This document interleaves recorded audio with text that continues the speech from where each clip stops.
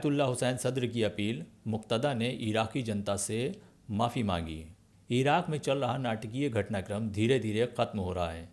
सद्र परिवार की इल्मी और प्रभावी हस्ती आयतुल्लाह हुसैन सद्र ने इराक़ में हुई हिंसा पर दुख जताते हुए सभी लोगों से अपील करते हुए कहा है कि वो हथियार को एक तरफ रखें और आपसी मतभेद को बातचीत के माध्यम से हल करें।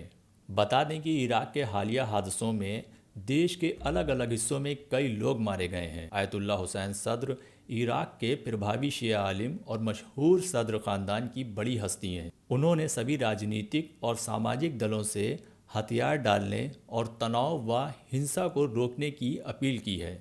आयतुल्लाह हुसैन सद्र ने कहा कि सभी राजनीतिक पार्टियों और कार्यकर्ताओं से इराक़ के विकास और उसे खुशहाल बनाने की उम्मीद की जाती है, उसे आग में झोंकने या जंग का मैदान बनाने की नहीं। राजनीतिक मतभेद अगर बढ़ भी रहे हैं तो ये जंग और हिंसा का सबब ना बने। ये जो कुछ हो रहा है और एक दूसरे के साथ लड़ने वाले ये सब लोग एक माँ बाप की औलाद हैं, एक दीन के मानने वाले हैं। भाइयों के बीच किसी भी तरह की जंग सही नहीं है। वहीं सद्र मूवमेंट के नेता मुक्तदा सद्र ने इराक़ की जनता से माफ़ी मांगते हुए कहा कि मैं देश की जनता से माफ़ी मांगता हूँ।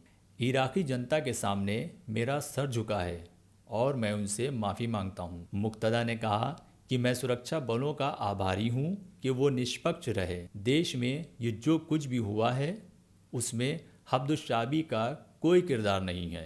मुक्तदा सद्र ने अपने समर्थकों से पार्लियामेंट के सामने से भी फ़ौरन हट जाने और आंदोलन को ख़त्म करने की अपील करते हुए कहा कि मैं मरजैयत का पैरोकार हूँ।